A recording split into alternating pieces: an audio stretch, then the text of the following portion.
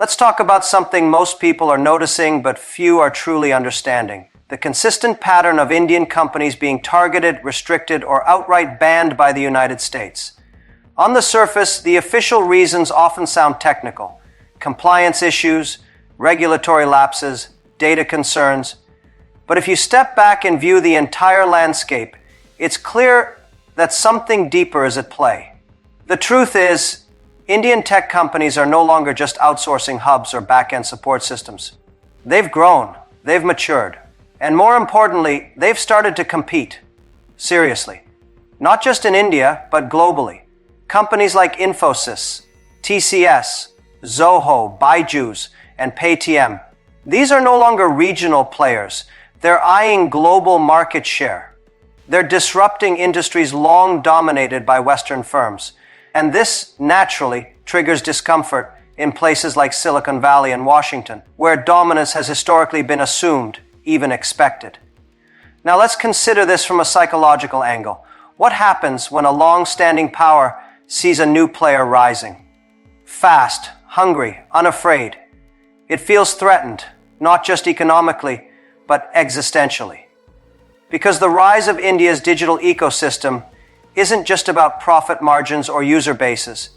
It represents a shift in global influence. It signals a world where power may no longer be concentrated in the West.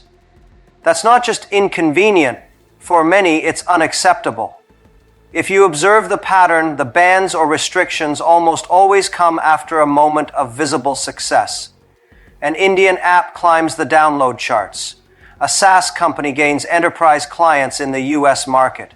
An Indian fintech firm gets a major round of international funding. Suddenly questions arise. Investigations are launched. Compliance standards become stricter. It's not a coincidence. It's a containment strategy masked in diplomacy. But here's where it gets even more interesting. The Indian entrepreneurial mindset is built on struggle. It's forged in chaos.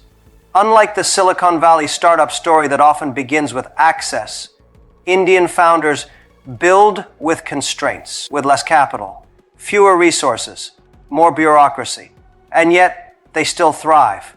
This makes them more resilient, more adaptable, and often more innovative. Now imagine that kind of energy entering global competition. That scares people. Because if Indian companies can do so much with so little, what happens when they have equal footing, equal capital, equal access? The game changes. And not in the favor of those currently winning. There's also a deep philosophical shift happening here. Western companies have long operated on the idea of aggressive expansion and monopolization. The Indian approach, however, is increasingly about creating ecosystems, community-first platforms, localized solutions, digital inclusion. This subtle shift in intent, profit versus purpose, creates an ideological friction. And often, the one with more power tries to silence or suppress the one with a new vision. But make no mistake, this isn't just about economics or ideology. It's about fear. The fear of losing control. The fear of a narrative changing. Because if the world starts to see India not as a land of service providers, but as a land of global innovators, then every equation, every alliance, every assumption begins to shift. And so, bans become tools. Restrictions become tactics. But they can only delay the inevitable. They cannot stop a mindset that is already on fire. They cannot stop the confidence that has already awakened. The world is no longer waiting for validation from the West. Indian entrepreneurs are not seeking approval. They're creating impact. They're solving real problems, not just building viral products. And in the end, that's what sustains, that's what spreads, that's what wins. So when you see the headlines, another Indian company under fire, another product pulled from the shelves, don't just read the news. Read between the lines. Look at what's not being said. Because behind every ban is a signal that Indian innovation is no longer being ignored.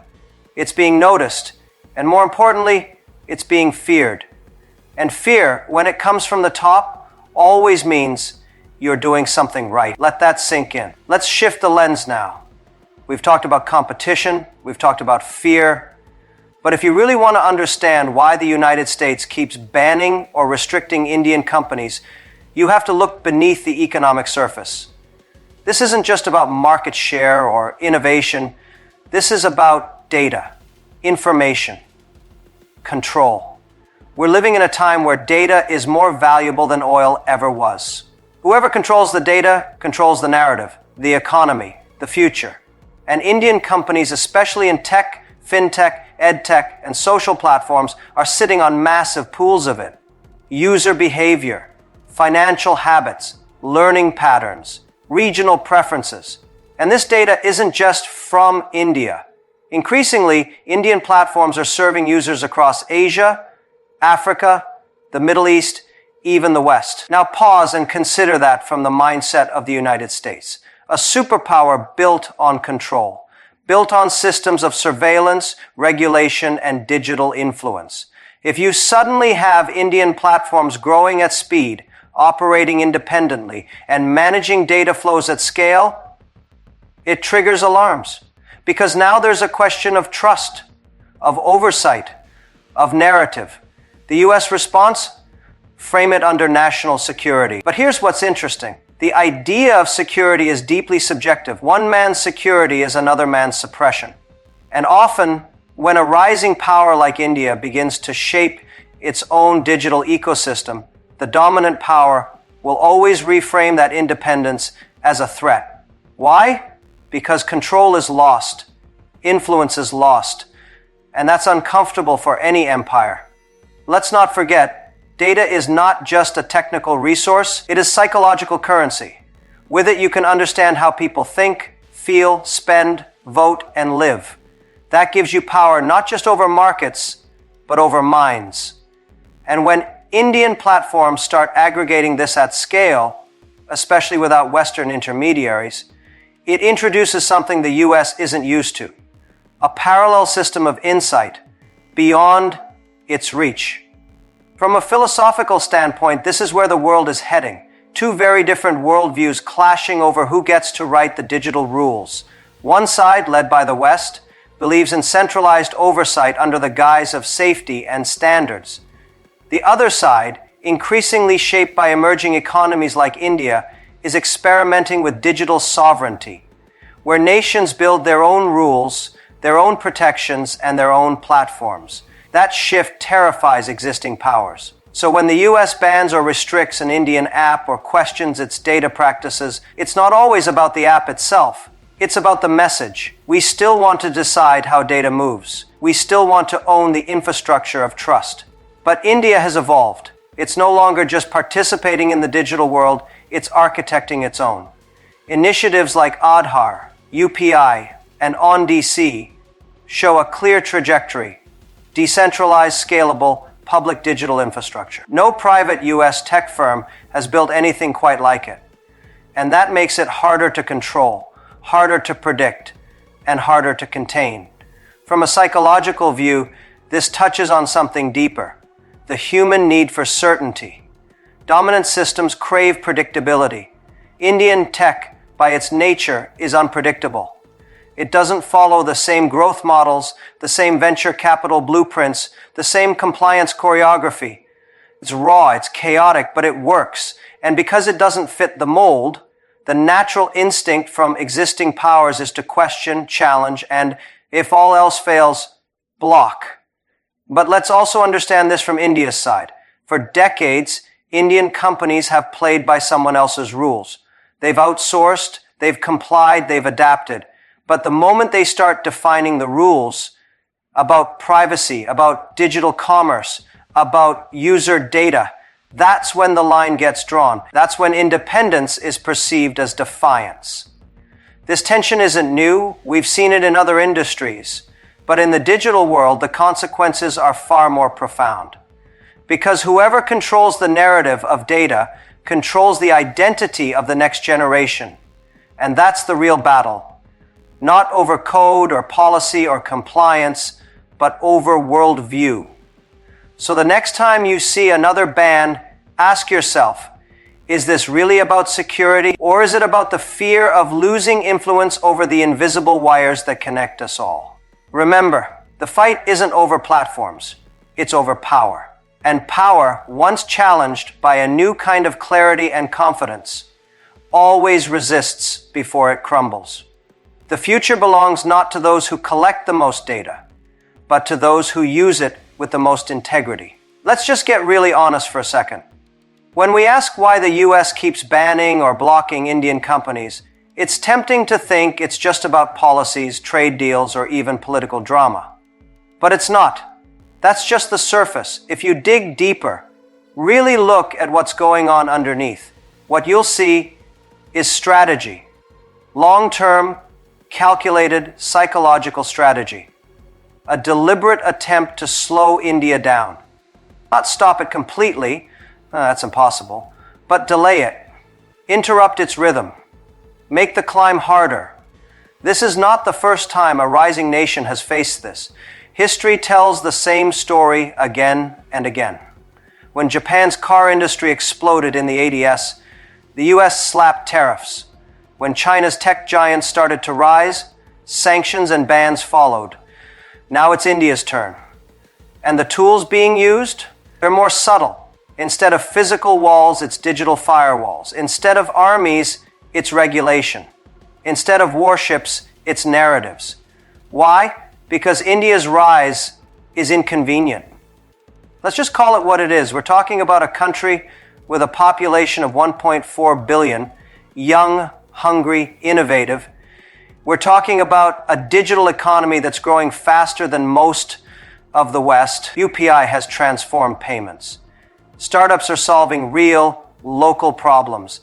Engineers are building from the ground up, not with billions in funding, but with grit, urgency, and purpose. That's scary if you're sitting in a place that's gotten too comfortable at the top. See, there's this misconception that power loves competition. It doesn't. Power loves control. And when someone new starts climbing the ladder, the instinct is not to cheer them on. It's to block the next step. That's what we're seeing. That's why Indian companies get flagged. That's why rules get tighter, scrutiny gets louder, and excuses like compliance or security get tossed around like confetti. It's not about rules. It's about rhythm, slowing the momentum, keeping India one step behind. And it's psychological too, because if you keep getting hit again and again, it starts to wear you down. That's the point. These bans are more than policy. They're pressure. They send a message. You're getting too strong, too fast. It's a way to force self-doubt, to make Indian entrepreneurs question their path, rethink their ambition, lose their edge. But here's the part nobody tells you. You only get pushback when you're pushing forward. That's the paradox. The pushback is proof of progress. And philosophically, this raises a very powerful idea. Every system tries to preserve itself. That's what's happening here. The global tech and trade systems were never designed for India to lead. They were built for India to serve, to code quietly in the background while someone else took the credit. But now the structure is being flipped. Indian companies aren't just playing the game, they're rewriting it, building their own platforms, setting their own standards, reclaiming narrative. That's unsettling for any old power structure. It's like gravity shifting under their feet. But here's the good news. Disruption is messy, but it's also inevitable. And if you understand what's really happening, you stop reacting emotionally. You start thinking strategically. You realize bans aren't the enemy, they're signs. You're being noticed, you're being tracked, and that's the clearest evidence that what you're doing is working. Now look, this doesn't mean we play the victim. No. This means we play smarter. We use the resistance as fuel. We build even more resilient systems. We stop trying to win validation from the same tables that were never set for us. We build new tables, new ecosystems. We lead by doing. Because here's something I want you to remember. When the world blocks your door, it's your signal to build your own house. And that's what India must do now. Not complain, not pause, build. Keep moving forward even when the path isn't smooth. Because every delay, every denial, every ban, it's all part of the same pattern. And the only way to break the pattern is to rise anyway. So the next time a company gets banned or a startup gets hit with sudden restrictions, remember, this isn't failure. This is friction. And friction, when understood properly, creates fire. Let that fire light your next step. Let's get straight to it, because this one is personal.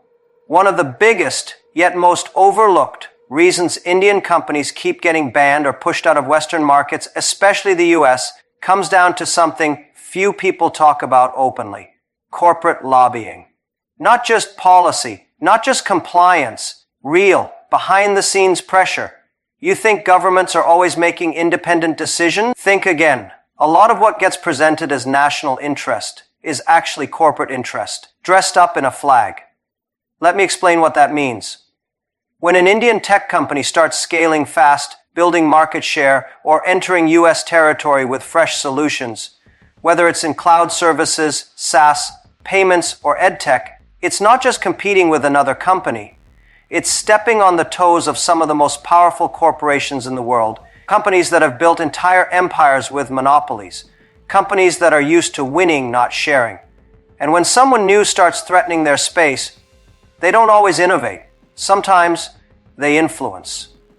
They pick up the phone. They set meetings with lawmakers. They activate their legal teams. And suddenly the narrative shifts. An Indian app becomes a security concern. A growing Indian startup becomes non-compliant, not because it actually is, but because it's now seen as a threat to an American company's bottom line. And you know what? This happens all the time. That's how lobbying works. It's quiet, it's powerful, and it's perfectly legal. Companies spend millions every year in Washington just to protect their turf. And when Indian innovation starts showing up strong, that lobbying engine kicks in. Fast. Think about it. Do you really believe these bans always come from public safety concerns? Or do they come from private boardrooms? Let's take a step back and understand something bigger. For decades, Indian businesses were no real threat to American tech giants. We were the workforce behind their systems, the coders, the consultants, the service partners. But now, that dynamic is shifting. Indian founders are building their own products. They're not just supporting systems, they're creating them. That's a fundamental power shift. And it comes with resistance. It's the psychological moment when someone who used to rely on you starts to feel threatened by you. And what's fascinating is how predictable the pattern is. First, the silence, nobody notices the newcomer. Then the ridicule, they're not serious. Then the pushback, they're dangerous. And finally, the acceptance. But right now we're in that pushback phase. And it's loud, it's strategic, and yes, it's unfair. But here's what I want you to take away from this. This is not a sign to stop, it's a sign to push harder. Because if your work wasn't meaningful, if your company wasn't creating waves, if your presence wasn't shifting the game, you wouldn't be getting this kind of attention. You'd be ignored, but you're not. You're being watched. And that means you're in the game. Philosophically, this goes even deeper. Every system that exists, whether political, economic, or corporate, wants to preserve itself. The moment someone shows up with a different energy, a different model, a different momentum, the system has two options: absorb it or reject it. And when it can't absorb you, because you're too independent, too fast, too focused, it tries to reject you. So yes, these bans are frustrating, but they're also revealing. They tell you exactly where the lines of discomfort are. They show you which buttons you're pressing. And if you're pressing buttons in powerful rooms, that means you're not just playing small anymore. Now here's the key. Don't play their game. Don't try to out-lobby them, out-create them, outlast them, outserve your users. Because at the end of the day, no amount of policy can stop true innovation that solves real problems. That's your strength. That's India's strength. We build with scarcity, we grow through adversity, we win with resilience. And that is something lobbying dollars can't buy. So what do? You stay awake. You stay aware. You don't let the bans discourage you, you let them inform you. Learn the pattern, know the forces, but never, ever let them own your mindset. Because once you control your mindset, nobody can control your future.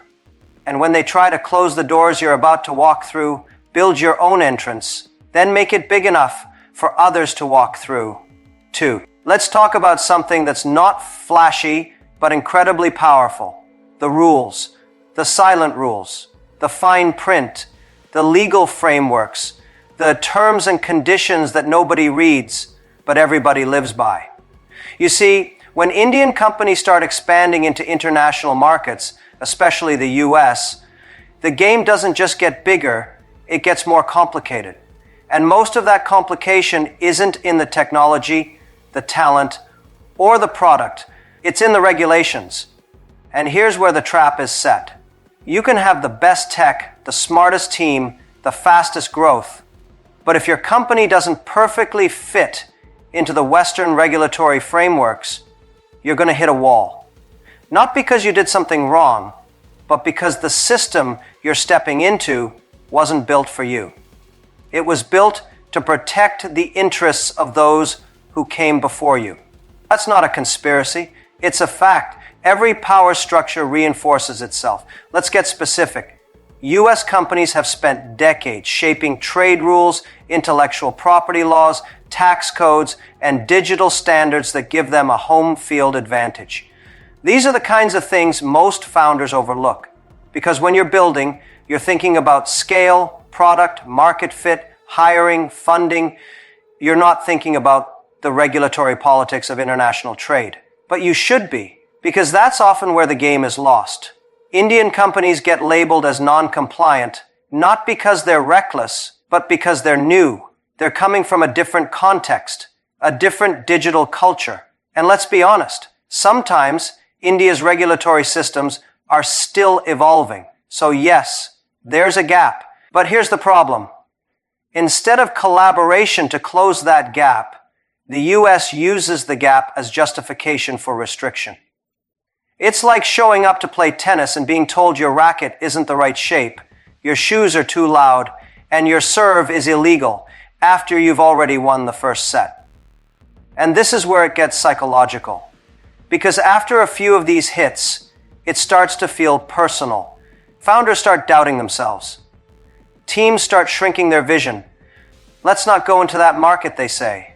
It's too risky, too political, too complicated. And that's exactly what the system hopes you'll do. Retreat, play small, stay local. But here's the thing nobody says. The rules were never neutral. They were always written in a way that preserved advantage. That's not an excuse. It's an understanding. Because once you see it, you stop blaming yourself. And you start building smarter. You build companies that anticipate the walls instead of being surprised by them. You hire legal teams early. You understand IP inside out. You take compliance seriously, not out of fear, but out of strategy. Because this isn't just about being allowed in the room. It's about knowing how the room works once you're inside. Philosophically, this is one of the most important shifts Indian entrepreneurs need to make. From being builders to becoming architects. From reacting to regulations to designing systems that work in global contexts. Because once we do that, the excuses fall away. Once we master the rules stop being a weapon and start becoming a tool. And let's not forget, India has always adapted. We've always learned under pressure. We've built world-class systems with half the resources. If anyone can navigate complex regulations, it's us. But we need to stop being surprised by the resistance. We need to expect it, study it, and prepare for it like it's part of the business model. Because it is. So yes, Indian companies are being banned, blocked, held back.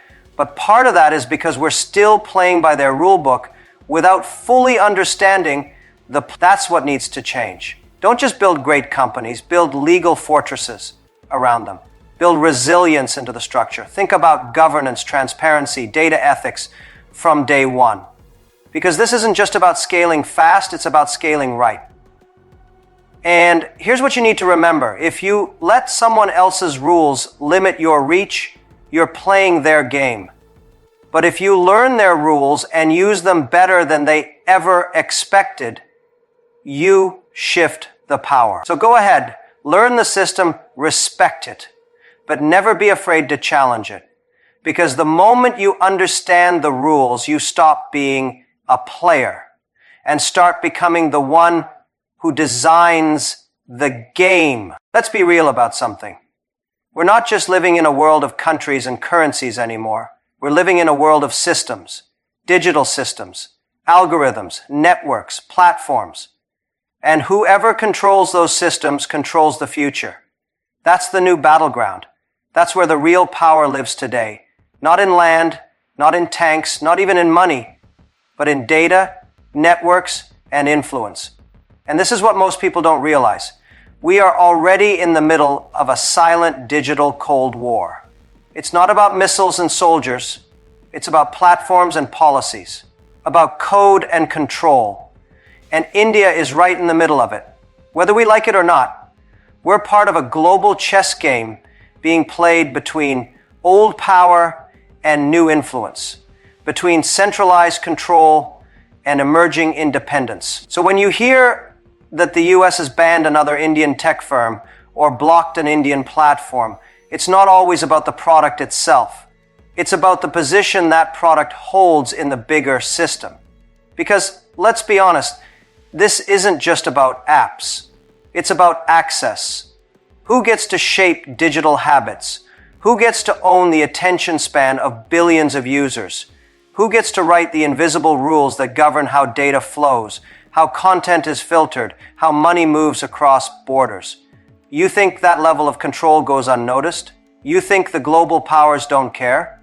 Of course they care. They watch it obsessively. And when a company from India starts creating ripples, whether it's in fintech, edtech, SaaS, or social commerce, it's seen as a potential breach in the system, a challenge to the hierarchy, a shift in digital gravity. And when that happens, you can expect the pushback, the bans, the restrictions, the narratives, all of it. What's fascinating, and this is where it gets psychological, is how power reacts when it feels it's no longer in control. It doesn't shout, it doesn't panic, it uses structure, it rewrites the rules. It hides behind policy, it uses soft power to harden the barriers. It tries to manage the narrative so that it still looks fair while actually maintaining dominance. Because control doesn't like to be obvious. It likes to look like order. But let's look at the deeper philosophy here.